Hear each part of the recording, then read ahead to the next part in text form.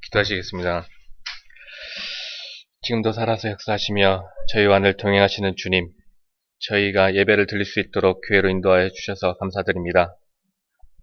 이 시간 목사님께서 말씀 전하실 때 그리스 교회 모든 성도들이 찬양과 예배를 받아 주옵시고 이 예배 속에서 한 주를 살아가는 새 힘과 계획을 발견케 하여 주옵소서. 주님, 저희 성도님들이 하나님께서 주신 계획을 발견하여 기도하고 응답받기를 소원합니다. 성도님들 모두가 늘 깨어서 기도하며 하나님 말씀을 묵상함으로 24시간 성령 충만을 누릴 수 있게 하여 주옵소서. 말씀을 누릴 때 응답받는 축복이 모든 성도님들과 그 가정이 함께하게 하여 주옵소서. 저희 성도님들이 기도 응답 앞에 조급해하지 않는 믿음의 여유로움을 주옵시고 하늘로 올라간 기도가 단 하나도 땅에 떨어지지 않는 역사를 체험케 하여 주옵소서. 주님, 저희 그레이스 교회를 놓고 기도합니다. 저희 교회 모든 성도들이 한마음 한뜻으로 하나 되어 교회를 위해 기도케 하여 주옵시고 교회를 위해 헌신하며 봉사하는 성도님들이 되게 하여 주옵소서. 저희 교회 중직자분들이 세워지셨습니다. 하나님의 교회를 위해 가장 큰 축복인 중직자의 직분으로 그들의 가정에 무한한 축복이 임하게 하여 주옵시고 하나님께 순종하는 마음으로 목사님과 중직자분들과 성도님들이 하나 되게 하여 주옵소서. 또한 앞으로 세워질 중직자분들에게도 그 직분을 잘 감당할 수 있도록 미리 전도자의 축복을 부어주실 줄 믿습니다. 성도님들의 가정을 위해 기도드립니다. 가족 구성원 중에 주님 앞에 나아오지 못한 분들이 있다면 그들이 복음을 깨닫고 하루속히 주님 앞에 나와 예배드릴 수 있게 하여 주옵소서. 가문에서 내려오는 저주와 스스로의 상처로 생겨난 각인들은 저희 대해서 끊어지게 하여 주옵시고 오직 그리스도로 새롭게 각인되어 그리스도로 답을 내릴 수 있도록 현장 어디에서든지 기도의 사람, 전도의 사람, 선교의 사람으로 세워주옵소서. 그리스도인으로 누릴 수 있는 권세와 축복을 당당히 누리는 그레이스 교회 성도님들이 되게 하여 주옵소서. 감사드리며 예수 그리스도의 이름으로 기도드립니다. 아멘.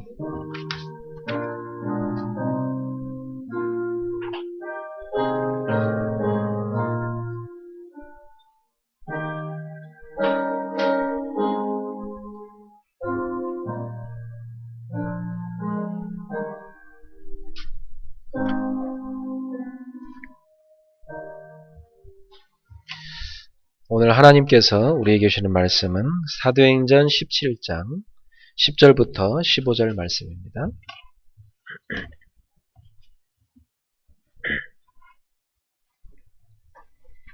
사도행전 17장 10절부터 15절 신약성경 217페이지입니다. 우리 다 같이 한 목소리로 같이 합독하도록 하겠습니다. 17장 10절입니다. 밤에 형제들이 곧 바울과 실라를 베레아로 보내니 그들이 이르러 유대인의 회당에 들어가니라. 베레아에 있는 사람은 데살로니가에 있는 사람들보다 더 너그러워서 간절한 마음으로 말씀을 받고 이것이 그러한가 하여 날마다 성경을 상고하므로 그 중에 믿는 사람이 많고 또 헬라의 기부인과 남자가 적지 아니하나 데살로니가에 있는 유대인들은 바울이 하나님의 말씀을 베레아에서도 전하는 줄을 알고 거기서도 무리를 움직여 소동하게 하거늘 형제들이 곧 바울을 내보내어 소동하게 하거늘 따라 바울도 인도하는 사람들이 그를 데리고 아덴까지 이르러 그에게서 실라와 디모데를 자기에게로 속히 오게 하라는 명령을 받고 떠나니라. 아멘. 네, 저는 오늘 본문을 가지고 초대교회 성도들의 말씀 묵상 체험이라는 제목으로 하나님 말씀을 증거하겠습니다. 제가 다녔던 교회는 전라북도 진안이라는 산골에 있는 조그마한 교회였습니다. 제가 아주 어릴 때는 그 교회가 높은 언덕, 영어로 말하면 힐 정도 되는 그 산에 올라가 있었어요.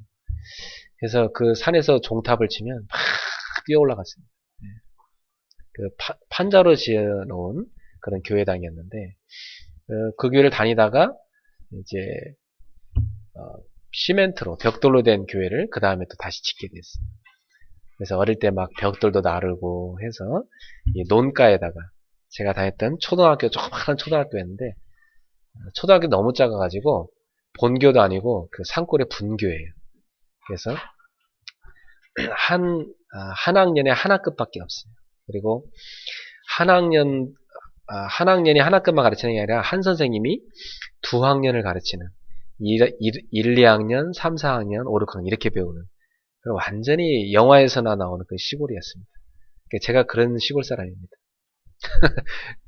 그리고 학교에 가려고 하면 한 2km 정도를 뛰어가야 되고 요즘 같은 가을이면 생각나는데 좀 있으면 홍시가 맺어요. 그러면 학교 갔다가 점심은 각자 집에 가서 먹고 오라고 그래요. 그럼 또 점심을 막 뛰어서 자기 집으로 가요. 그래가지고 식사를 집에 가서 겨울에 김치 같은 거 있잖아요.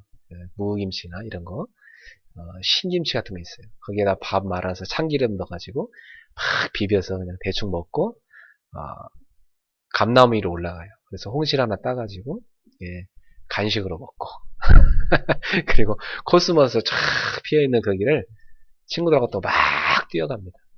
뛰어가다 뭐 여자애들 한 대 툭 치고 막 가기도 하고 그래 막 가가지고 조그만 다리가 있는데 그 다리를 탁 건너가면 예쁘장한 저희 시골 교회가 있습니다. 그곳에는 서울에서 목사님들이 이렇게 파송을 받아가지고 내려오시고 그랬어요. 그래서 보통 목사님은 안 오셨고 이제 전도사님들이 오셨어요. 여자 전사님도 오시고 신학하시는 남자 전사님도 오시고 세례 받으려고 하면 저기 다른 좀 더 큰 도시에 있는 목사님이 오셔서 세례를 단체로 주고 가고 그랬습니다. 그 시골교회지만 저는 그 시골교회에서 이 말씀의 맛을 체험했어요. 어릴 때부터 이 말씀을 열심히 가르쳐주는 교회였습니다. 그래서 주일학교 때는 예배 끝나고 나면은 분반 공부라는 걸 해요. 네, 몇 명씩 이렇게 모여서 분반 공부를 하는데 그때 꼭 조그마한 노트를 하나씩 만들라고 해서 거기에다가 반드시 한 주간 외울 성경 말씀을 가르쳐 줍니다. 제가 지금 외우고 있는 성경 구절들은 어릴 때 외운 게 참 많아요. 어릴 때 들어간 건 안 빠져나갑니다. 여러분이요, 하나님 말씀이 내 속에 각인돼 가지고 딱 박혀 있잖아요. 암기가 돼 있잖아요. 그러면 굉장히 여러분은 정신적으로 치유가 일어납니다. 여러분 영적 문제도 상당히 치유가 돼요. 이 말씀을 외우는 게 굉장히 좋습니다. 혹시 여러분 가운데 막 머리가 혼미한 분, 말씀 듣고 나면 다 까먹고 이런 분들은 매주 있잖아요. 성경 구절 하나씩만 외워보세요. 그러면 그 외워진 성경 구절은 내 속에 각인된 거거든요. 그러면 그 말씀이 살아서 여러분의 역사합니다. 저는 어릴 때 그 성경 구절을 이렇게 많이 외웠어요. 처음에는 잘 외웠다고 칭찬해주는 그 소리가 듣기 좋아서 막 칭찬받고 싶어가지고 막 외워갖고 또 꼭 하나 외우면은 연필을 한 자루 주세요. 네, 전사님이 잘 외운 사람 꼭 연필 한 자루 주거든. 그 연필 받는 재미도 상당해요. 그래서 그 연필 하나 받으려고 얼마나 열심히 외워갖고 왔는지 요만한 요절노트라는 걸 만들어가지고 그걸 열심히 외워서 그렇게 재밌게 교회를 다니는데 어느 날 이제 중학생이 됐는데 새로운 전도사님이 CCC 그 교재를 10단계 교재를 제가 중학교 1학년 때부터 가르치기 시작했어요. 그래서 거기 보면 빈 공란 같은 게 있어요. 가서 예습해갖고 막 성경 구절 찾아서 그 빈칸에 적는 게 있거든. 그걸 또 열심히 적어갖고 막 가서 성경 공부 배우고. 그래서 저는 중학교 1학년 때 말씀이 이렇게 달구나 하는 것을 실제로 체험했어요. 네. 요즘 중학교 1학년들은 이렇게 말씀 완전 잘 못 듣잖아요. 근데 저희 때는요, 그 말씀이 얼마나 단지 막 예습도 해가지고 가고요. 그걸 또 가서 열심히 배우고 칠판에다 막 전사님이 막 쓰시고 하면요, 그게 얼마나 막 팍팍 머리에 박히는지 그때 저는요, 야, 내가 뭔가 굉장히 영적으로 성장한 걸 느꼈어요. 말씀이 내 속에 채워지면서부터. 제 신앙의 굉장히 중요한 기준이 그 중학생 때 그 전사님한테 성경 공부하면서 상당수 뿌리를 내렸습니다. 자, 어릴 때 뭐가 내 속에 뿌리를 내리느냐, 이게 굉장히 중요한 것입니다. 여러분이 지금 나이가 들어가지고 이상하게 나도 모르게 이 힘든 문제가 있다면 그건 어릴 때 들어간 것입니다. 사람들과 관계가 잘 안되고 나도 모르게 자꾸 머리가 혼미하고 쉽게 상처를 받고 또 쉽게 화를 내고 뭔가 이게 막 잠이 안 와서 밤마다 힘들고 이런 여러 가지 문제가 인간 속에 있는데 이게 다 언제 들어간 거냐면 어릴 때 들어간 거예요. 그러니까 상당히 오래된 거죠. 오랫동안 쌓여서 지금의 나라는 사람이 만들어진 것입니다. 그런데 만약 어릴 때 여러분에게 하나님의 말씀이 새겨졌더라면 여러분은 지금 굉장한 말씀의 사람이 되어 있을 것입니다. 자, 이런 부분에 한이 맺히시는 분은 지금부터 여러분 자녀에게 말씀을 먹이시기 바랍니다. 우리 차집사님은 오늘 기도 참 잘하셨는데 그 태중에 있는 우리 축복이한테 지금부터 말씀을 먹이셔야 돼요. 어떻게 말씀을 먹이느냐? 예, 이 아이 엄마의 귀를 통해서 아이 엄마의 가슴을 통해서 들어가는 말씀이 애한테 그대로 뿌리내립니다. 그걸 태교라고 하죠. 그래서 이 아이 엄마에게 하나님 말씀을 잘 읽어주고요. 그리고 말씀으로 막 은혜 받은 걸 아이 엄마한테 간증하고 남편이 가서 그리고 이 배를 다 이렇게 손을 얹고 하나님 말씀을 읽어주고 기도해주고요. 그럼 아이 엄마가 은혜 받죠. 태중의 아이가 그대로 은혜 받죠. 그럼 이 축복이 그냥 태어나면서부터 완전 성령 충만한 애로 태어납니다. 그냥 나면서부터 우는 게 아니라 막 웃으면서 태어납니다.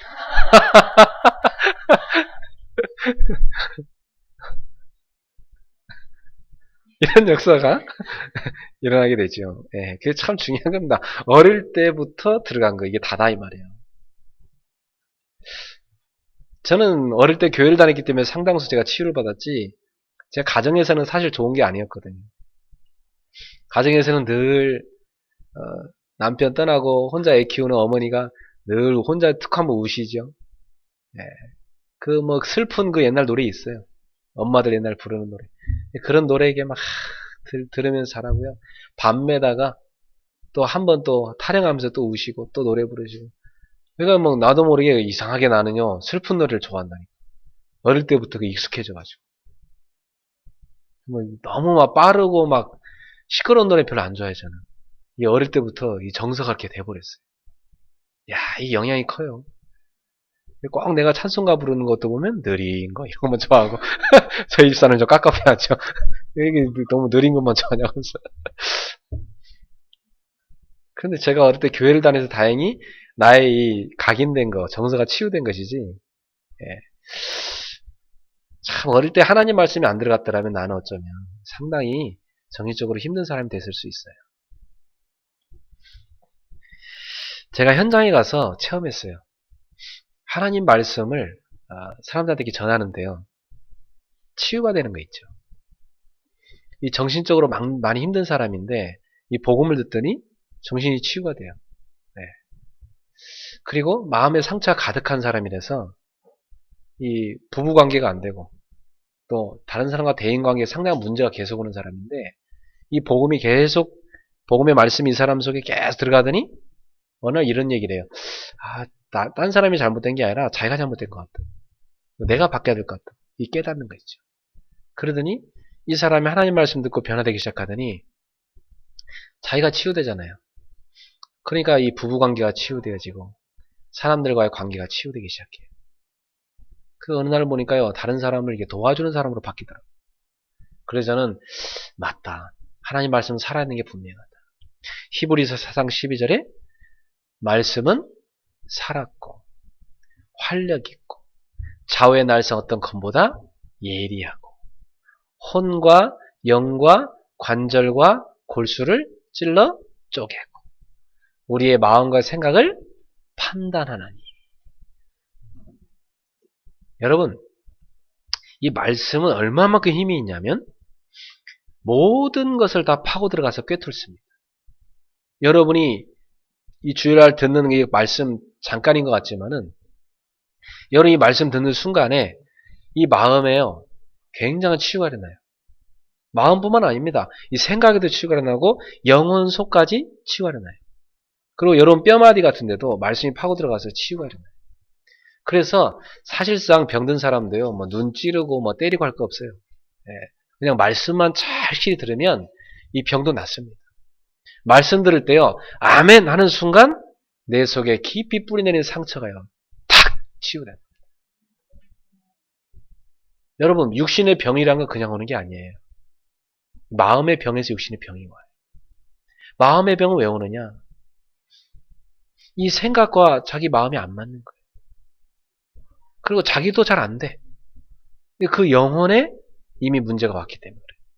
그러면 생각해봐요. 여러분의 이 영혼 속에 딱딱하게 석고처럼 굳어진 딱딱한 덩어리 같은 어떤 그런 상처 덩어리가 딱 들어갔다 생각해봐요. 그럼 이 상처 덩어리가 여러분 마음을 굳어지게 만듭니다. 이 마음만 굳게 만들겠어요? 어느 날 간땡이도 굳게 만들지. 그렇잖아. 그죠? 그뿐만 아닙니다. 이게요, 이 마음과 생각을 굳게 만들면 어떤 일을 하냐면 위에 소화도 안 되고, 그리고 이 여러분 몸속에는 이게 작은 그 아주 미세한 신경세포가 쫙 연결되어 있습니다. 자율신경이 여러분 척추를 타고요, 이 뇌까지 쫙 연결되어 있거든요. 그리고 모든 그 조직 속에 다 연결되어 있어요. 근데 여러분의 마음이 불편하면요, 당장 이 어깨부터 어떻게 되죠? 딱 굳어지죠. 딱딱하게 굳어지잖아, 어깨가. 그러면 자고 나면 막 묵직하고 막 어디가 막 쑤시고 아프고, 밥 먹으면 소화도 안 되고. 그럼 이게 이 자율신경이요, 딱 위축이 되면은 근육을 딱 틀어버립니다. 그럼 근육을 이게 탁 틀면 근육이 딱 틀어질 때 척추나 이 뼈 같은 게요, 탁 틀어지는 겁니다. 그래가지고 척추가 딱 틀어져 버리니까 이게 뇌를 자극하잖아요. 그럼 이게 뇌를 찌르니까 뇌가 정상이 안 되는 거지. 별것도 아닌데 막 사람이 흥분하고, 별것도 아닌데 막 화를 팍 내고, 별것도 아닌데 막 못 참고, 인내심도 적고, 차분히 앉아서 가만히 들을 수가 없고, 막 자기 얘기만 막 2시간 동안 막 떠들어대고. 이리 됩니다, 사람이. 약간 좀 돌봐줘야 될 것 같다는 느낌이 들 정도로 사람이 약간 이상해집니다. 그럼 밤에 막 잠도 안 옵니다. 이러면 나중에 보면은 이게 막 피부도 까칠까칠해지고, 사람이요, 나중에 병이 싹 오기 시작합니다. 이러면 어느 날 보면은 몸에 여러 군데가 이렇게 아파 있습니다. 이걸 어떻게 치료하느냐? 사람이 이렇게 해서 다 병원 가고 다 이게 죽어가는데, 하나님께서는 치유하는 말씀을 주신 것입니다. 그래서 만약 의사 선생님들이 정말 이 답을 안다면은 사람들을 전인적으로 제대로 치유할 수 있겠지. 이 답을 모르니까 그냥 당장 나타난 결과만 칼로 째고 그냥 꿰매고 그냥 덮어놓고 마는 것입니다. 그게 치유가 됩니까? 좀 있으면 또 아픈데. 근본적인 치유는 여러분 영혼 속에 하나님의 말씀이 담길 때입니다. 그래서 오늘 한번 여러분이 이번 주에요, 하나님 말씀을 마음에 다 담아보세요. 처음에 말씀이 의식으로 들어가죠. 의식으로 들어가야 일단 그것이 무의식 속에 들어갑니다. 이게 잠재의식 속에 뿌리를 내립니다. 이 말씀이 어디까지 들어가냐? 여러분 영혼 속까지 탁 자리를 하게 되면 그때 굉장한 영적 힘이 생기기 시작해요. 여러분의 영적인 평안함이 찾아오기 시작합니다. 그리고 마음속에 용서하지 못했던 사람에 대한 용서가 일어나고요. 내 자신이 나를 용서하지 못한 것도 용서하게 되고, 나도 모르게 굉장히 지쳐있던 내 영혼에 지친 부분들의 치유가 일어나기 시작합니다. 오늘 하나님의 말씀이 여러분 속에 심겨지는 귀한 날이 됐으면 좋겠어요. 자, 본론으로 가서 오늘 본문에 보면은 바울이 이제 데살로니가에서 전도를 하다가 쫓겨나가지고 어디로 갑니까? 베레아라는 곳에 가거든요. 이 베레아에 가서 바울은 자기의 규례대로 어디로 갑니까? 회당으로 들어가죠. 회당은 쉽게 말하면 유대인들의 교회입니다. 유대인들은 원래 성전 중심의 삶인데 포로로 끌려가가지고 성전이 없다 보니까 성전 모양을 그대로 본따 가지고 자기들의 예배의 처소를 지었어요. 그것을 회당이라고 합니다. 그 회당에서 유대인들은 주로 무엇을 했느냐? 그곳에서 그들은 예배를 했고요. 말씀 공부를 랍비한테 배웠고, 그리고 어린이들, 이 후대들한테 하나님의 말씀을 가르치는 학교를 했고요. 그리고 이들은 중요한 그 의논들을 그 회당에 모여서 나누고 결정을 했습니다.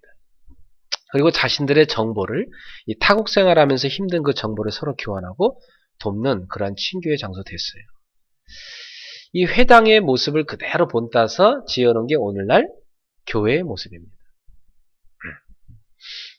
자, 이 회당은 바울이 왜 들어갔느냐? 거기에 당연히 흩어진 디아스포라들, 하나님을 사랑하는 유대인들이 모여서 예배드리고 있기 때문에 그 유대인들 가운데 먼저 복음 받을 사람이 있을까요? 바울은 자기 민족인 유대인을 먼저 찾아간 것입니다. 그래서 그 유대인들 가운데 먼저 제자를 찾았어요. 항상 바울이 회당에 들어가면 회당에서 말씀 듣고 따라오는 제자가 반드시 생겼죠. 또 한쪽으로는요, 막 반대하는 사람이 생겼죠. 자, 그것을 보면 교회당에도 복음을 전해보면 이 복음을 좋아하면서 막 따라오는 사람들이 있고 이 복음을 굉장히 싫어하는 사람들이 교회 안에 있다는 얘기입니다. 유대교 예배당에만 그런 게 아니라 오늘날 교회 예배당에도 마찬가지입니다. 그런데 여러분들이 이 복음이 들린다는 건 너무너무 큰 축복인데 이 베레아에 있는 사람들이 어떤 사람들이냐면 데살로니가에 있는 사람들보다 더 너그러워서 이렇게 얘기했어요. 옛날 성경에 보니까 더 신사적이어서 그런 말을 했습니다. 이 너그럽다, 신사적이다 어떤 의미일까요? 굉장히 진지하다는 얘기입니다. 하나님 말씀을 받는 자세가 굉장히 정중하고 진지하다는 얘기예요. 그래서 그 말씀을 그냥 대충 듣고 마는 것이 아니라 간절한 마음으로 말씀을 받는다.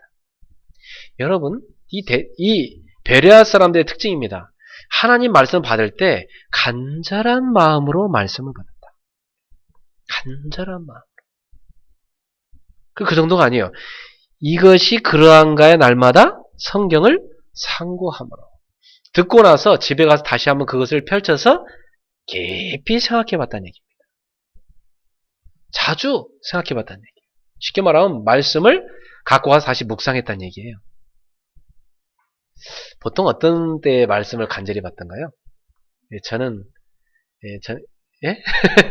저는 힘든 일이 있을 때 이렇게 간절히 받게 되더라고요. 말씀을 옛날에 뭐 이렇게 굉장히 제가 신학교 다닐 때 너무너무 힘들 때 한쪽 구석에서 이렇게 말씀을 듣는데요. 그 신학교에 와서 이렇게 설교해주는 선배들이 있어요. 그 말씀이 막 팍팍 박히는데 저는 그래서 신학교에서 채플 시간에도 막 앞자리 가서 얼마나 은혜를 받는지 몰라요. 너무나 그 간절하니까. 신학생 때 돈 없죠. 건강 안 좋죠. 뭐 배경 없죠. 시간 없죠. 뭐 미래 불안하죠. 이제 뭐 여러 가지가 어려운 상황이 많아요. 다 딸려. 영역이 필요한데 없죠. 지력이 필요한데 머리도 딸리죠. 공부할 건 너무나 막 레포트 많이 내주죠. 막. 신학교는요. 레포트 엄청나게 냅니다. 교수님들이. 예. 그러지 뭐 건강도 딸려요. 이제는. 교회가 사역해야 하죠. 또 학교 가서 학교도 얼마나 먼지 막 가서 또 공부해야 되죠. 그러지 뭐 맨날 학비 걱정해야 되죠. 밥 먹을 건 없어갖고 늘 그냥 뭐 어디가 싼 거 없을까 하면 골라서 먹게 되죠. 그러니 뭐 주변에 뭐 의지할 사람도 없죠. 그냥 모든 게 갈급하다. 오늘 여러분 가운데 너무 갈급해서 간절한 마음이 저절로 생기는 사람이 있다면 축복입니다. 네. 우리 인생에서 우리 갈급한 거 별로 안 좋아할 때가 있는데 하나님은 여러분을 성장시키기 위해서는요 갈급한 상황으로 몰아붙이세요. 그래갖고 오직으로 만드세요. 오직 주님밖에 없습니다. 사람 의지하는 사람도 하나님 그렇게 만들어요. 사람 의지할 거 못 된다. 오직 주님만 의지해라. 돈이란 것도 있다 없어집니다. 오직 주님만 의지해라. 오늘 여러분이 간절한 마음으로 말씀 받는 제자 되십시오. 그리고 그 말씀 받고 끝나는 것이 아니라 그러한가 하여 상고할 수 있는 제자 되십시오. 그래 이 말씀을 다 받고요. 이 사람들이 갖고 와서 다시 상고를 하는데 한참 이제 말씀 받는 사람이 일어났습니다. 12절에 보니까 그 중에 믿는 사람이 많고 또 헬라의 기부인과 남자가 적지 아니하나. 이 말씀을 듣고 믿는 사람이 많아졌습니다. 그리고 왜 헬라 기부인들 이 기부인들은 뭐 할 일 없고 늘 그런데 기부인들이요 말씀 안 받고 그러면 할 일 없어 늘 우울증 오잖아요. 그죠? 압구정에도 이런 기분이 상당히 많이 계십니다. 그러니까 시간은 많죠. 돈도 많죠. 뭐 할 일은 없죠. 일은 다 아줌마들이 와서 하죠. 뭐 합니까 자기가 집에서. 예. 내일 가서 뭐 이렇게 손톱 뭐 손질하는 것도 한두 번이지. 나중에 할 일 없어요. 이래저래 돌아다닙니다. 그러다 뭐 이상한 것들 만나가고 또 시달립니다. 이런 기분들이 상당히 많거든요. 여기 오신 기부인들은 말씀을 사모하는 기부인 되시고, 여러분 만나는 사람들이 말씀 사모하는 기부인들로 만나지기를 축원합니다. 그래서 싹 다 기부인들 좀 살려야 돼요. 그 마음이 외로워가지고 어쩔 줄 모르고 다녀요. 이 기부인들 특징이요, 마음에 외로움이 있습니다. 그 외로움을 무엇으로 달릴까 싶으면 막 돌아다닙니다. 어떤 사람은 막 자식에 막 목매여 있습니다. 그 애도 영적 문제 오죠. 애한테 너무 목매 뻔하니까. 그러고 보면 여기 남자가 적지 않냐나. 이 남자들 가운데도 복음 듣는 제자가 있었습니다. 이번 주에 여러분들이 가는 발걸음에 바울처럼 기부인, 남자들이 복음 받는 역사가 일어날 줄 믿습니다. 그래서 13절부터 보니까 데살로니가에 있는 유대인들, 이 사람들이요, 바울이 하나님 말씀 배려해서 전한다는 소식을 들었어요. 야, 악착같이 따라가가지고 무리를 움직여 소동하게 했어요. 그래갖고 복음 못 전하도록 방해했습니다. 데살로니가에서는 깡패를 동원해가지고 복음 못 듣도록 막더니 베레아까지 와가지고 복음 못 전하도록 막습니다. 이게 참 이 역사적 사명이죠. 이 참 불쌍한 인생이 누구냐? 저는 제일 안타까운 인생이 누구라고 생각하냐면 모르고 복음 막는 사람. 이 복음 막는 게 얼마나 큰 죄인지 모르는데 자기도 몰라 이게 얼마나 중요한지를, 이게 얼마나 위험한지를 몰라요. 그리고 자기도 모르고 복음을 막는 거예요. 제가 현장에서 개척하면서 곳곳에서 복음 전하면서 많이 뛰었거든요. 그러다 보면 기존 신자들 많이 만났습니다. 그 사람들 가운데 저를 도와주기도 하고요. 어떤 사람은 악착같이 방해하기도 하고. 제가요, 굉장히 나쁜 사람을 몰린 적도 있고 막 그래요. 저보러 막 이단이라고 하고, 어떤 사람은 막 사입이라고 하고, 저 사람 거짓말장이라고 하고, 막 이상한 사람이라고 막 욕하는 사람도 있고요. 근데 그 사람들이 처음에 그러지 않았어요. 복음 받고 너무너무 좋아했었는데, 나중에 보면은 막 이상한 소리 듣고 말이에요. 주변에 틀린 사람들 얘기 듣고, 이 복음을 믿지 않고, 이 사단에게 속는 사람 특징이죠. 복음 믿지 않고 딴 걸 믿고 따라가는 거예요. 그 사람이 들어보면 알잖아요. 자기가 눈물 흘렸고 이 복음 들어봤으면 알잖아요. 이게 맞다고. 그러면 다른 게 중요한 게 아니거든요. 이 복음이 너무 맞다면 이 복음을 살아야 돼. 이래 돼야 되거든요. 근데 한국 사람들 특징이요. 남들이 안 하는 거 들으면 좀 이상하게 생각해요. 저게 좀 이상한 것 같다. 너무 성경을 열심히 파헤치고 가르친다. 그러면서. 남들이 안 하니까. 저 목사님 이상한 것 같다. 저기 현장 돌아다니면서 막 집집마다 찾아오고 사무실 찾아서 말씀 전하는 목사님 없는데 옆에 사람들이 그 이상한 목사 아니야? 글쎄 좀 나도 처음 보는 것 같아. 이분 얘기 들으면 너무 맞아. 너무 은혜되고 그런데 좀 이상한 것 같기도 해. 막 너무 말씀을 잘 가르치니까 너무 안 하던 걸 봐버리니까. 여러분 눈 하나 달린 사람들 동네에 가서 눈 두 개 달린 사람이 가면요 바보 됩니다.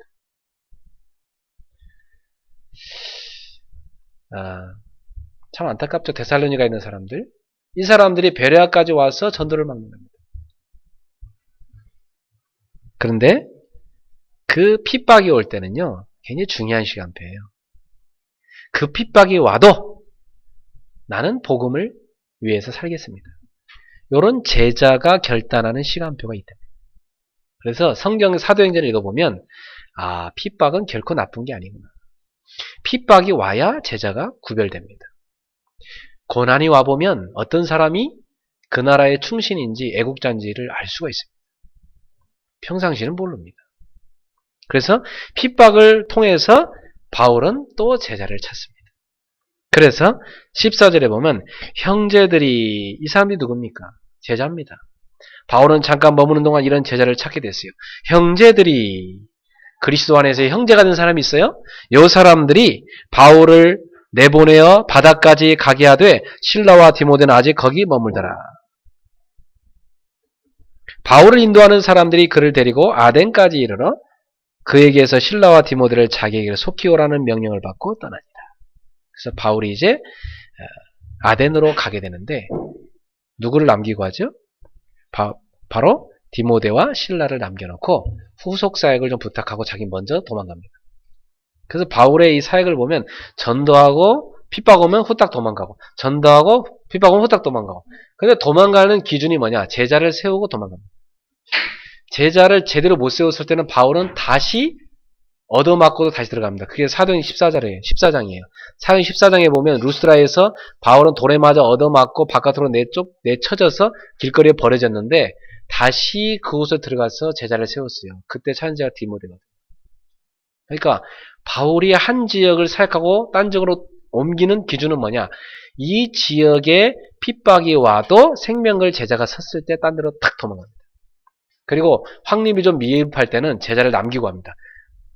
이 디모데, 실라 너희들이 후속 사역을 좀 더 하고 아덴으로 와라. 내가 먼저 가 있을 테니까. 이래 된 겁니다. 모든 전도자의 움직이는 기준은 제자에 있었습니다. 그래서 저도 한 지교회가 생기면은 보통 한 지교회에 3개월을 집중했죠. 지교회 곳 서면은 한 3개월 정도를 만나서 새벽 기도하고 또 그것도 안 되면 스카이프로 또 만나서 또 말씀 공부하고 계속 그랬죠. 예, 여러분들은 그런 체험을 했을 것입니다. 제가 여러분을 만났을 때 그냥 두신 적이 없습니다. 제가 여러분을 만나고 나서 한 3개월 정도는 집중해서 여러분을 말씀을 계속 가르쳤을 것입니다. 그래서 여러분이 딱 서고 나면 저는 이제 또 다른 세신자한테 갔을 거예요. 이런 제자를 기준으로 해서 전도자가 움직이는데요. 자, 그렇다고 보면 오늘 이 말씀을 통해서 오늘 우리 가슴속에 여러분은 세 가지를 꼭 새기셔야 됩니다. 첫 번째로 말씀을 내 속에 각인해라. 각인이란 게 뭡니까? 새긴다는 겁니다. 여러분 상처가 이렇게 속에 각인된 사람은요, 그걸 누가 딱 건드리면 괜히 아프고 탁 떠오릅니다. 각인돼서 그래요. 저도 몸 안에 흉터가 있거든요. 제 손에 보면 오른손에는 별로 흉터가 없는데 왼손에 흉터가 상당히 많아요. 왜 그러냐면 어릴 때 시골에서 낫으로 풀도 베서 토끼도 갖다 주고 소도 갖다 주고 그렇게 일을 한 적이 있었고, 또 이 낫으로 뭘 잡고 오른손으로 이렇게 찍잖아요. 그러다 손을 찍은 적도 있고 그래요. 그러니까 늘 오른손잡이다 보니까 오른손을 이렇게 쓰다 보니까 왼손에 보면 흉터가 상당히 많아요. 그래서 기억이 나요. 아, 요건 언제 다쳤지, 이건 언제 다치게 다 기억이 나요. 이 각인됐기 때문에 기억이 나요. 여러분 충격적인 경험 해본 적 있죠? 살아오시면서. 저는 이렇게 한참 타잔 영화 보고 똑같이 따라한다고 나무에 끈 매달고 이렇게 타잔 쫙 와 하면서 가다가 끈이 떡 떨어져 가지고 그대로 바닥으로 엉덩방아랑 콱 쪘는데, 야, 순간 숨이 멎었어. 숨이 안 쉬어지는데 아, 이게 죽는 거구나, 그런 걸 체험했어요. 한동안 숨이 안 쉬어갖고 어떻게 할지 모르다가 숨이 겨우 쉬어져갖고 살았어요. 제가 수영하다 물에 빠져 죽는 바지인데 손을 이렇게 내밀면 누가 나를 건져줘갖고 살아난 적도 있었고요. 신문 배달하다가 자전거에다 신문 잔뜩 싣고 달리는데 바로 앞에 차가요. 막 쌩하게 새벽에 막 신호고 뭐 무시하고 달린 차가 있거든요. 그러다가 자전거 가다가 그대로 팍 엎어져갖고 죽을 뻔한 적도 많고. 그런군요. 제 머릿속에 다 그대로 각인돼 있습니다. 끔찍한 사건들 있죠. 다 각인돼 있어요. 여러분도 그렇죠. 그 정도로 말씀이 각인이 돼 있었네. 그러니까 지금부터 여러분 머릿속에 충격적 사건이 있는 그 자리에다가 하나님 말씀을 딱 각인하셔야 돼요. 바꿔서 하나님 말씀을 각인하셔야 돼요. 그래서 아주 어려운 상황에서 이런 고백을 하는 사람이 있어요. 시편 119편 97절부터 104절에 보니까 포로로 끌려간 상황에서 흩어진 유대인들 가운데 시편을 기록한 저자가 있는데, 시편 119편은 누가 기록했는지 정확히 알 수는 없습니다. 그런데 이 시편 119편을 기록한 사람이 이렇게 고백합니다. 시편 119편 97절부터 읽어볼까요? 내가 주의 법을 어찌 그리 사랑하는지요. 내가 그것을 종일 작은 소리로 읊조리나이다. 여러분 얼마나 사랑하면 세상에 하나님 말씀을 종일토록 작은 소리로 읊조리겠습니까? 여러분 가운데 아마 사도신경을 종일 읊조리하면 읊조릴 수 있을 거고, 주기도문을 하루 종일 읊조리하면 읊조릴 수 있으시죠? 왜? 암기했기 때문에. 그러니까 옛날 유대인들은요, 하나님 말씀을 외워가지고 계속 구전으로 전달했습니다. 원래 성경이 처음에는 기록되지 않았어요. 처음에는 성경이 구전으로 전달됐어요. 그걸 나중에 받아 적은 겁니다. 여러분, 이 많은 양이 구전으로 전달됐다니 상상이 갑니까? 이게 구전으로 전달된 겁니다, 원래는. 그러니까 작은 소리 읊조릴 수 있죠. 이걸 외우니까. 어떤 할아버지는 신약 성경을요, 한 반인가를 다 외웠더라고요. 노인인데. 어차피 글 모르니까 외워버린 거예요, 그냥. 계속. 할아버지도 외우는데. 머리 좋은 젊은이 여러분 왜 못 외웁니까? 그래서 앞으로 매달 성경 한 장씩 다 외워버려요. 98절에 보니까 주의 계명들을 항상 나와 함께 함으로. 주의 계명들이 항상 나와 함께 함으로. 여기서 법, 계명은 다 말씀을 말합니다. 말씀이 항상 나와 함께 한다. 그것들이 나를 원수보다 지혜롭게 하나이다. 지혜가 부족하십니까? 말씀이 여러분 속에 각인되면 원수보다 지혜로워집니다. 여러분 사업하는 거, 세상에서 일하는 거 얼마나 많습니까? 여러분 뒤에서 등 치는 놈들이 얼마나 많습니까? 예? 저 세상에서 권모 술수 쓰는 인본주의 쓰는 불신자들 얼마나 가득합니까? 그 속에서 어떻게 여러분이 이깁니까? 그들보다 더 뛰어난 지혜를 갖고 있어야 됩니다. 이건 잔머리가 아니고 진정한 지혜를, 하나님 주신 지혜를 가지고 있어요. 저는 이 말씀이 확인됐어요. 제 삶에 체험됐는데, 저는 누구를 만났을 때 보면 눈빛만 봐도 이 사람이 지금 진실을 얘기하고 있다, 거짓말 얘기하고 있다, 저는 다 압니다. 그 뭐냐, 이 하나님 말씀이 그만큼 감각을 주고 지혜를 줘요. 굉장한 거죠. 그냥 만나서 몇 마디만 하면 다 읽혀요. 그냥 쫙 센서처럼. 그러니까 그 사람들한테 정확하게 말씀을 줄 수 있죠. 이게 어디서 오는 지혜냐? 제 속에 들어가 있는 하나님 말씀이 주는 지혜입니다. 놀랍죠. 여러분이 그 말씀의 사람이 되시길 바랍니다. 99절에 보니까 내가 주의 증거들을 늘 읊조리며, 이 묵상이란 말을 지금 읊조린다는 표현을 썼어요. 여러분 작은 소리로 읊조리다, 이게 묵상이라고 합니다. 묵상이란 것은 멍하니 그냥 아무 입 다물고 생각하는 게 묵상이 아니에요. 묵상이란 건 뭐냐면 하나님 말씀을 암기해가지고 그걸 하루 종일 작은 소리로 자꾸 읊조리는 것을 말하여 묵상이라고. 내가 주의 증거들을 늘 읊조리며 나의 명철함이 나의 모든 스승보다 나으며. 여러분이 어느 정도 뛰어나지냐? 여러분의 스승보다 뛰어나지는 역사를 일어납니다. 예, 이게 굉장한 겁니다. 이 말씀의 능력이라는 것은. 심지어 100절에 주의 법도를 지킴으로 나의 명철함이 노인보다 나으니다. 노인은 수많은 경험을 가진 사람이잖아요. 그 수많은 경험을 가진 그 노인보다, 인생의 경험이 많은 그분보다 여러분이 더 명철함이 뛰어나다. 그 노인한테 답 줄 수 있어요. 그래서 나이가 어리다고 여러분 말씀의 사역자를 무시하면 안 됩니다. 제가 한동안 이렇게, 제가 원래 동안인데다가 어디 가면 지금도 저한테 20대 후반이라는 얘기를 하십니다. 그래서 이렇게 심지어 어떤 분은 결혼하셨냐고 깜짝 놀라는 분도 계세요. 그리고 애가 있다고 하면 뭐 애가 둘인데 뭐 놀라 자빠질 것처럼 이분이 표정을 지을 때 있어요. 내가 그렇게 젊어 보이나? 뭐 인사도 한 번씩 하다가 어디 가는 어떤 분들은 나를 너무 어리다고 이렇게 이제 목사인지도 모르는 사람도 있고 막 그래요. 그래서 전도사 시절에 한참 제가 현직 교사를 사역을 뛰었거든요. 선생님들 막 40~50명 모아놓고 집회하고 그랬어요. 그러면 가보면 이제 이 선생님들이 나이가 지긋한 분들 계시잖아요. 강사분이 왜 안 오시냐고 다들 그래요. 그럼 내가 모른 척하고 가만히 앉아있다가 강의할 때 딱 앞에 나타나면 이분들이 깜짝 놀라요. 저분이 강사시냐고. 처음에 약간 좀 비웃습니다. 왜 저 젊은 사람이 뭔 강의를 한다고? 1강 딱 끝나고 내려가면요 90도로 인사하면서 올라봤습니다. 여러분 이 말씀의 사람은요 노인보다 명철함이 뛰어납니다. 여러분 자녀가요 어릴 때 말씀을 들어가잖아요. 굉장히 뛰어난 아이가 됩니다. 저는 뭐 자랑할 건 아니지만 국어 성적이 좋았어요. 어릴 때부터. 왜 국어 성적이 좋았냐? 성경을 많이 읽어서. 성경을 자주 읽고 우리 형님이 목사니까 막 성경 자주 읽으라고 저보고 그래서 이렇게 성경을 읽었거든요. 그 성경 굉장히 어려운 책이잖아요. 말이 뭐 구어체로 돼 있고 옛날 고전체로 돼 있고 어렵잖아요. 근데 성경을 내가 읽으면서 이해가 될 정도니까 이해력이 뛰어나잖아요. 그러니까 저는 이게 국어 딱 보면 이해가 빨랐어요. 그래서 국어 시험 보면은 저는 뭐 거의 다 맞으니까 선생님이 어차피 저보러 김성수 네가 나와서 저기 저 채점 매기라 그래요.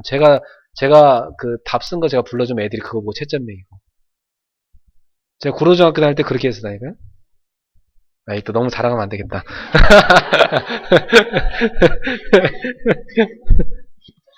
제가 왜 이런 자랑까지 하느냐? 어릴 때부터 자녀한테 하나님 말씀을 잘 각인시키라 이 말이에요. 어릴 때부터 아이들에게 말씀을 읽히라 이 말이에요. 그러면 그 아이는 국어 공부 따로 안 해도 된다니까? 국어 공부 안 해도 돼. 저절로 국어 공부 잘해. 그럼 국어만 잘해. 나중에 영어도 잘하게 돼 있어요. 예. 다 연결된다니까? 성경을 많이 읽으면요, 굉장히 지혜로워져요. 저는 어릴 때부터 성경을 많이 읽었는데, 그래서 제가 중학교 때요, 중고등학교 때, 이게, 지금 우리 오성훈 집사님 연세되는 정도 분들하고 대화가 됐어요. 인생 얘기를 했다니까? 인생이란 무엇인가? 논했어요, 같이. 저랑 같이. 그 사람들이 저를 학생인지 몰라도 저 사람 좀 군인인가 이런 얘기를 하고 있다니까요. 머리 이렇게 스포츠 머리 감고 다니고 그러니까. 그만큼 제가 건늙었는데 이 하나님의 말씀이 내 속에 들어가면 굉장히 성숙한 사람이 돼요. 굉장히 깊습니다. 제가 어린 나이였지만 어른들하고 얘기해보면서 야 저분 참 생각하는 게 좀 현찮다 이런 것도 깨달을 정도였다니까 어릴 때. 하나님 말씀이 들어가면요 세상의 이치가 다 보이고 인생이 다 보이고 여기 안에 굉장히 지혜로운 사람이 됩니다. 네. 말을 쉽게 안 하죠. 아주 심사숙고해서. 저는 말을 쉽게 안 하거든요. 제가 한마디 여러분한테 어떤 얘기를 하는 것은 한 10번, 100번을 제가 생각하고 기도하고 한마디 하는 겁니다. 그래서 굉장히 심사숙고하고 기도하다가 이런 부분을 이렇게 다 얘기하는 겁니다. 다 기도하고. 네. 이 시편 기절을 보세요. 뭐라 합니까? 101절 내가 주의 말씀을 지키려고 발을 금하여 모든 악한 길로 가지 아니하였사. 여러분 저 이거 체험했어요. 하나님 말씀이 내 속에 있으니까 내가 이게 못된 좀 하려고 해도요 못 가게 만들어. 하나님 말씀이 나를 딱 붙잡아. 그래서 제가 뭘 깨달았냐면 말씀에 사로잡히면 죄도 마음대로 못 지켰다 진짜.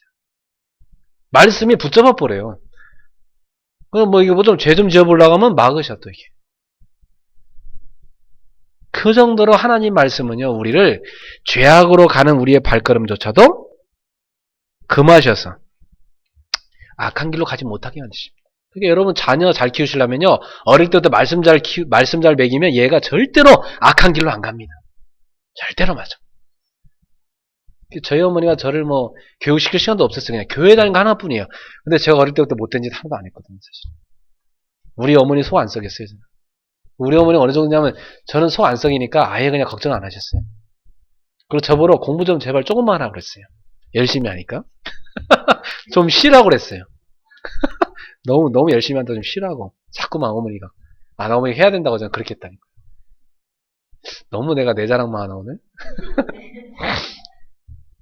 내 자랑이 아니고 하나님 말씀이 들어가니까 사람이 그렇게 되더라 이 말이에요. 자녀 말씀 들어간 애는요 속썩이지 않습니다. 어릴 때부터 말씀 집어넣으세요. 말씀을 자주 가르치세요. 그래서 제가 밤마다요 제가 시간 날 때는 꼭 우리 애들하고 기도수첩 같이 펼쳐서 말씀 읽고 대화하고 기도하고 그러자입니다.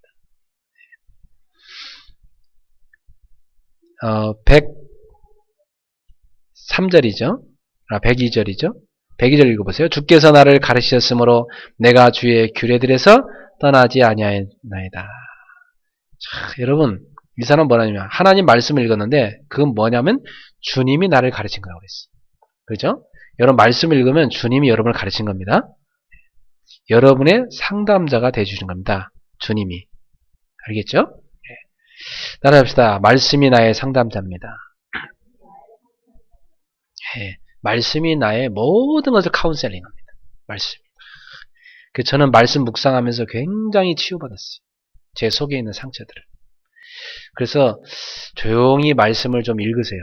이번 주부터 여러분이 매일 한 장씩 성경도 좀 읽으시고, 강단 메시지에 다시 한번 가만히 좀 생각도 좀 해보시고, 하나님 이번 주 나한테 뭘 실천하라고 하시는가 생각해 보셔야 돼요. 기도처 우리는 매일마다 묵상시키잖아요. 오늘의 말씀을 가만히 묵상해 보세요. 굉장히 여러분의 치유를 납니다. 103절 보세요. 주의 말씀의 맛이 내게 어찌 그리 단지요? 내 입에 꿀보다 더하니이다. 얼마나 말씀이 정말 말씀의 맛이 달았으면 꿀보다 더 달다. 꿀보다. 예, 여러분에게 말씀의 맛이 그렇게 되어지길 바랍니다. 그리고 104절에 보면 주의 법도들로 말미암아 내가 명철하게 되었으므로 모든 거짓행위를 미워하나이다. 모든 거짓행위를 미워한다. 이 말씀의 능력이죠. 예. 여러분 이렇게 하나님 말씀을 여러분 것으로 삼아서 날마다 말씀의 맛과 능력을 체험하게 되기를 주님의 이름으로 축원합니다. 그리고 이 시편 119편을 여러분 시간 내면 한번 읽어보시는데 이 시편 119편은요 알파벳 순서대로 쫙 기록되어 있는데요. 첫 자로 시작해서 8절까지 그 다음 또 두 번째 글자 알파벳으로 시작돼서 그 다음 또 8절 이런 식으로 되어 있습니다. 아주 뛰어난 장인데요. 이 시편 119편은 말씀의 장이라고 그래요. 그래서 계속해서 주의 법, 주의 율례, 주의 규례 이게 다 뭐냐면 하나님 말씀을 말해요. 말씀의 그 맛이 얼마나 큰지를 이 시편 기자가 세상에 무려 몇 절까지 해놨습니까? 176절까지 가장 긴 절이거든요. 이렇게 긴 양을 말씀의 맛에 대해서 이 사람이 간증합니다. 그리고 여기 읽어보면 어떤 얘기까지 있냐면 이 사람이 이런 얘기를 합니다. 내가 주의 말씀을 좀 묵상하려고 하는데 이 상관들이 그러니까 그 포로로 끌려갔으니까 그 사람을 다스리는 위의 정치인들이 막 방해를 해서 말씀 못 보게 한다는 겁니다. 그래서 자기가 말씀을 너무너무 보고 싶은데 환경이 못 볼 수밖에 없는 그런 핍박이 오기 때문에 너무나 자기 마음이 속상하다. 말씀을 사모하는 마음이 너무 커서 내 마음이 상했다. 이런 얘기를 합니다. 얼마나 말씀을 사모하면 자기 마음이 상할 정도로 사모하겠어요. 여러분이 너무 보고 싶은 애인이 있는데 너무 못 봐. 보고 싶은 애인을. 그럼 마음이 얼마나 속상합니까? 그죠? 그 정도로 하나님 말씀을 보고 싶은데 못 봐서 마음이 상했다. 이런 얘기를 합니다. 그 정도 됐으면 좋겠네요. 우리 성도들이. 야, 그 정도 갖고 주일날마다 예배 오면 대역사가 나겠죠? 예. 여러분이요, 주일날 되면 딱 와서 앉아서 말씀 들을 때 눈빛이 그래야 돼요. 막. 너무나 보고 싶었습니다, 목사님. 목사님, 오늘도 꿀송이 같은 말씀을 주십시오. 예. 그리고 그 말씀 내가요, 이번 주 가서 또 보고 하겠습니다. 마치 러블레터. 따라합시다. 말씀은 하나님의 러블레터입니다. 하나님 나한테 준 러블레터. 러블레터를 줬는데 이거 왜 이렇게 문장이 서툴러? 이거 왜 이렇게 또 길어? 이건 또 말이 왜 이렇게 빨라? 이건 왜 저게 못생긴 사람이 배달해줬어? 왜 하필 우체부가 저렇게 못생긴 사람이야? 편지 속상해서 안 볼 거야? 그건 사랑하는 게 아니지. 그건 애인을 사랑하는 게 아니지. 안 그래? 진짜 애인을 사랑한다면 우편 배달부가 문제가 아니야. 알았죠? 그 딱 말씀을 사망으로 붙잡게 돼 있어. 말씀을 각인하기를 주님을 축원합니다. 두 번째, 각인된 메시지를 각인된 말씀을 실천하세요. 실천할 때 말씀이 내 것이 됩니다. 여러분 아무리 미국이란 어떤 곳이다. 지도를 보고 책을 보고 연구해서 미국이란 이런 곳이구나. 아무리 연구를 해도요. 미국에 갔다 오지 않으면 미국이 내 눈을 직접 본 게 아니면 사실은 내가 들은 걸로밖에는 얘기를 할 수밖에 없습니다. 내가 직접 가서 보고 체험한 걸 얘기할 때 진짜 미국이 어떤 곳이란 걸 얘기할 수 있는 것이죠.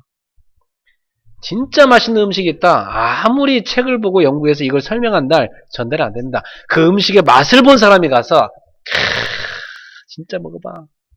그 음식은 진짜 야, 안 먹으면 말할 수가 없어. 그건 말할 수가 없다. 막. 이게 막 그냥 전달되면 사람이 들어볼 때 야, 그렇게 맛있냐 진짜. 나도 한번 가보고 싶네. 일이 되는 겁니다. 알겠습니까? 그래서 말씀을 실천할 때 내 것이다. 이번 주에 강단 메시지 제목이 뭡니까? 초대교회 성도들이 체험한 말씀 묵상을 나도 한번 체험해봐라 이거잖아요.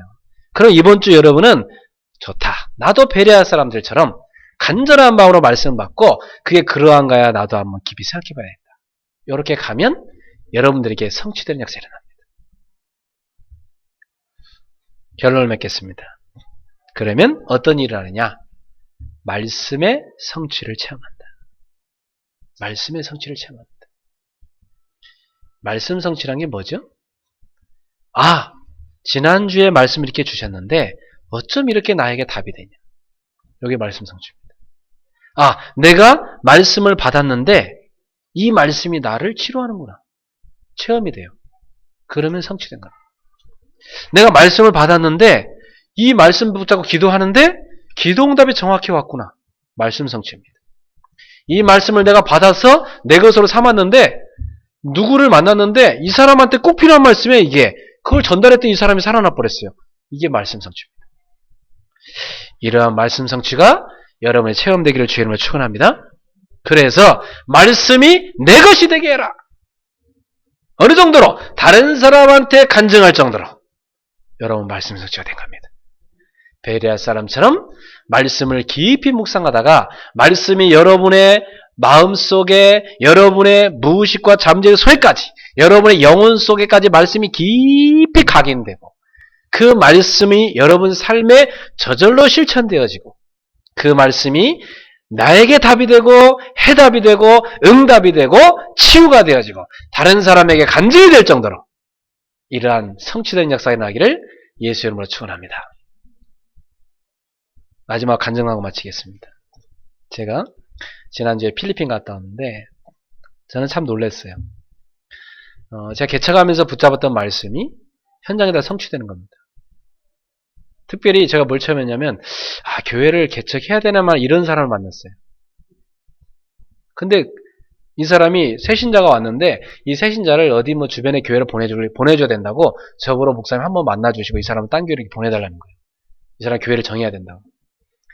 그래서 그 집에 가서 만났는데 집이 보니까 널찍하고 좋아요. 내가 딱 보고 이 교회 하면 좋겠다 했었다는 거예요. 나는 왜 집에서 개척을 했으니까 아파트를 가봐도 그렇고 사무실 가봐도 그렇고 카페를 가봐도 그렇고 교회 하면 좋겠다 이 생각이 잘 들거든요. 저는. 네. 그래서 딱 새신자를 만나보니까 이 사람 복음 딱 전했더니요 눈물을 글썽글썽하는 거예요. 그러면서 막 이 사람이 울면서 뭐라냐면 자기가 한국에서 여기 이민 오기 전에 한 달 전에 왔는데 이민 오기 전에 너무나 진짜 갈급해갖고 교회를 여러 곳 떠돌아다녔대요. 말씀을 좀 듣고 싶어서. 근데 자기에게 와닿는 말씀이 없었다는 거예요. 근데 오늘 이 말씀이 자기한테 그대로 와닿는다는 거예요. 그러면서 자기가 이 말씀을 찾았다는 거예요. 제가 복음 줬거든요. 근데 그 옆에 남동생이 있는데요. 남동생은 그 부인을 일찍 사별했어요. 그래 딸아이 하나 있는데 딱 이 둘이 앉아있는데 이 남동생이 뭐라냐면 자기가 이 딸아이를 어느 교회 목사님한테 좀 맡길까. 이 아이의 멘토가 되게 해달라고. 자기는 이제 부인도 없이 얘를 키우는데 얘를 자기가 뭐 정신적으로 뭔가 도와줄 힘이 약하다는 겁니다. 그래서 얘를 뭔가 어느 교회 목사님한테 얘를 좀 맡길까 해서 찾아다녔는데 갔더니 맨날 뭐 이 세상은 필요 없다. 뭐 천국만 가야 된다. 뭐 맨날 그런 얘기만 하고. 오직 천국 막 이런 얘기만 한다는 거예요. 자기가 들을 때는 뭐 어디 갔더니 또 뭐 돈 얘기만 하고 뭐 너무 힘들다는 거예요. 그래서 갈 데가 없구나. 그러고 말았대요. 그래서 제가 딱 보는 순간 오늘부터 여기 제가 전하는 이 말씀을 똑같이 전할 수 있는 이 장로님 부부가 계시니까 이분들한테 말씀 공부를 하세요. 그리고 교회 뭐 어디 제대로 답도 없는데 떠다닐 필요 없습니다. 이렇게 복음 확실한 이 사람들하고 아예 교회를 여기다 만들어버렸어요. 그래서 여기다가 진짜 갈급한 저 영혼을 다 살릴 수 있는 교회를 하나 개척하세요. 그래도 이 새신자가요, 결단 내려버렸어요. 옆에 있던 이 권사님이 놀래버렸어요. 아니, 새신자가 바로 개척하는 결단하다니. 제자도 교회 개척 결단합니다. 제자라면 새신자라도 교회 개척 결단합니다. 이 여자분하고요, 그 남동생하고요, 완전 결단해버렸어요. 한 가지 결단하고, 그 다음 주에 제가 그 같이 간 권사님, 소개시킨 권사님 만났는데 뭐라냐면, 목사님, 그 가정에 와갖고 저희 가정하고요, 막 예배 드는데 막 너무나 은혜롭게 되겠다는 거예요.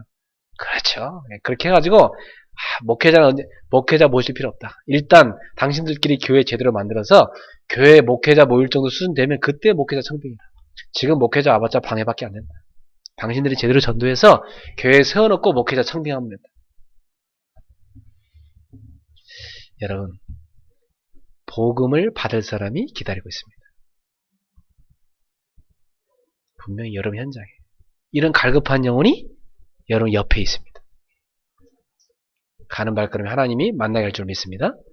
그 사람 만나거든 딴 거 설명하지 말고 내가 만난 그리스도 전달하세요. 그리스도가 무슨 뜻입니까? 물어보세요. 예수님이 누군지만 설명하세요. 그래도 살아납니다.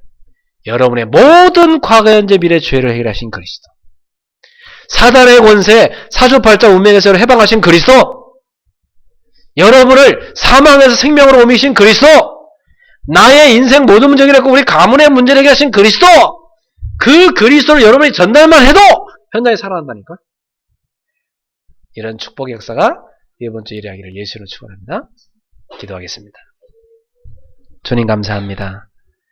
현장 곳곳에 생명의 복음의 말씀 듣고 싶어서 갈급해 목말라 있는 영혼들이 너무나 많이 기다리고 있습니다. 사랑하는 주님, 오늘도 우리에게 주신 말씀 붙잡습니다.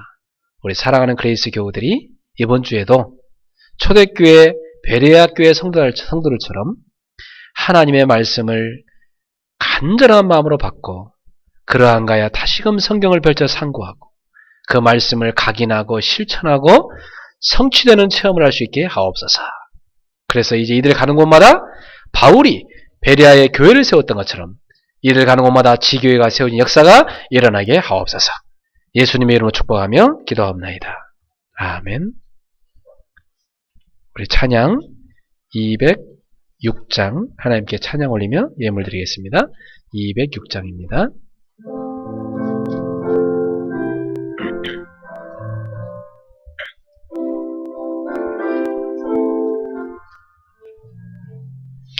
주님의 귀한 말씀은 내 발의 빛이요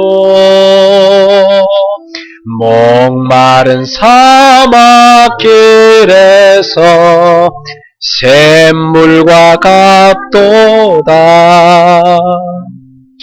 굶주린 나의 영혼을 만나로 먹이고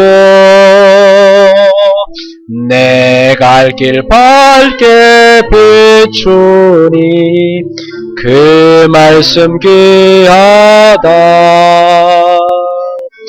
낮에는 구름 기둥과 밤에는 불 기둥 주 백성 앞에 나타나 늘 인도하시네.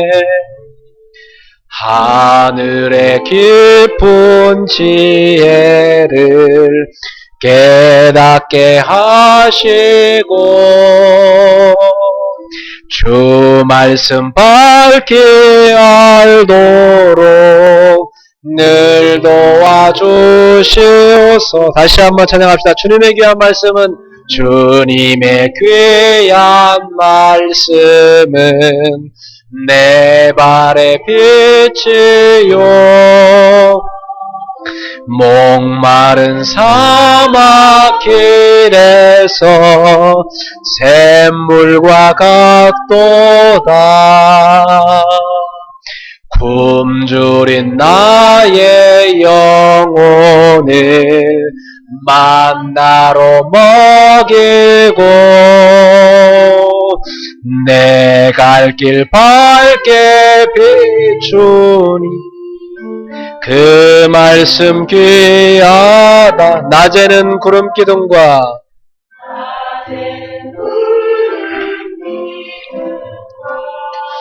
밤에는 불기둥 주 말씀 바로에 나타나 인도해 주시네. 하늘의 깊은 지혜를 깨닫게 하시고 주 말씀 밝게 알도록 늘 도와주소서. 아멘.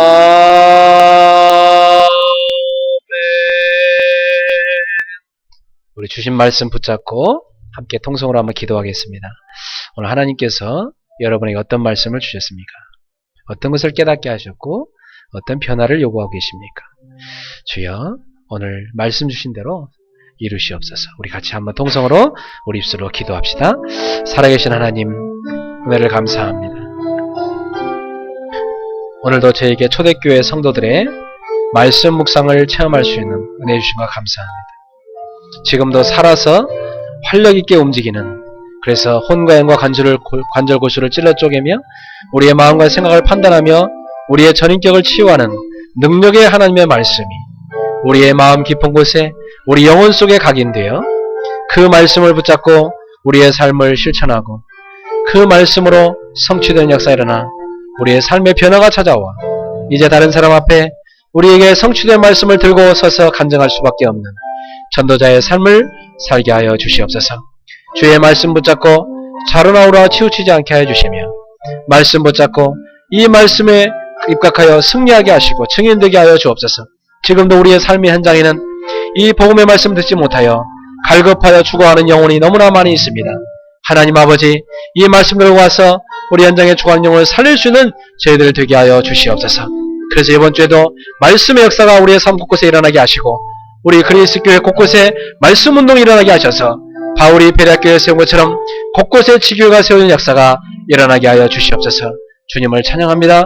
주님이 성령을 역사하시고 오늘 주신 말씀을 성취하여 주옵소서. 말씀의 진정한 맛을, 꿀송이보다 단 그 말씀의 맛을 우리 성도를 체험하게 하옵소서. 주 예수여, 지금도 역사해 주시옵소서. 할렐루야.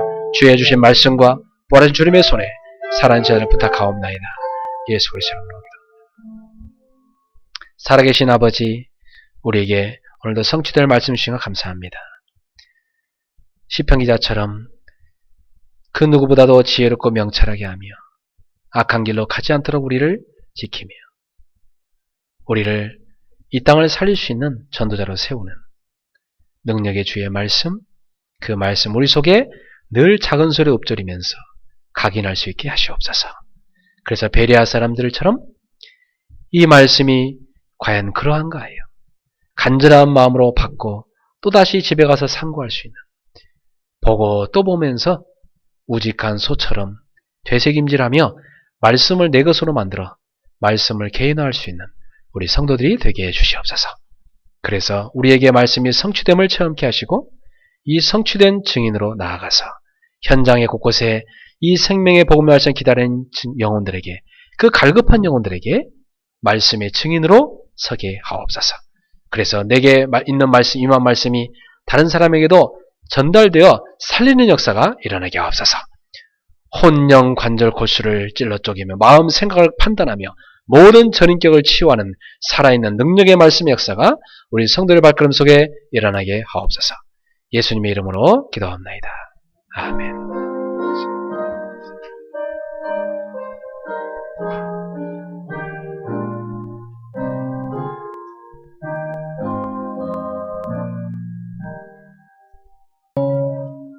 주여 나의 삶 속에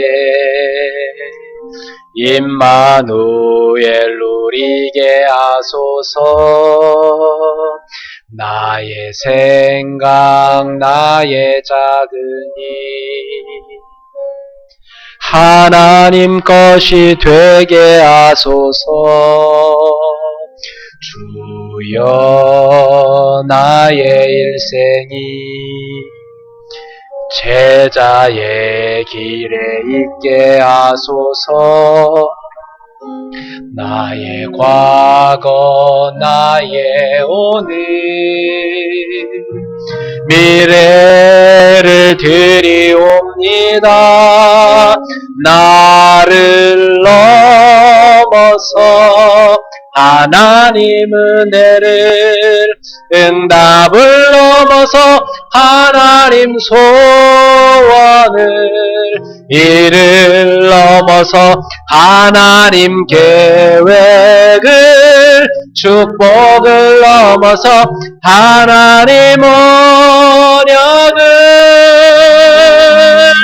인간 사랑을 넘어서 하나님 사랑 보게 하소서. 보게 하소서.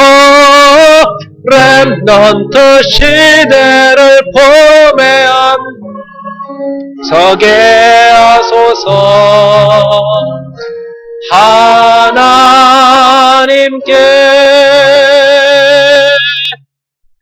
우리 인생 모든 문제 해결자 예수 그리스도의 은혜와 독생자 우리 계신 하나님의 극진하신 사랑하심과 우리의 모든 발걸음 가운데 동행하시는 성령님의 세밀한 교통 역사하심이 오늘 초대교회 성도들처럼 하나님의 말씀을 간절하게 받고 그러한가에 상고하며 묵상하기를 소원하는 우리 귀한 그레이스 교회 온 교우들 머리 위에 이 말씀 붙잡고 함께 인도받는 우리 일본의 지교회와 전 세계의 제자들 머리 위에 지금부터 영원토록 항상 함께 있을지어다. 아멘.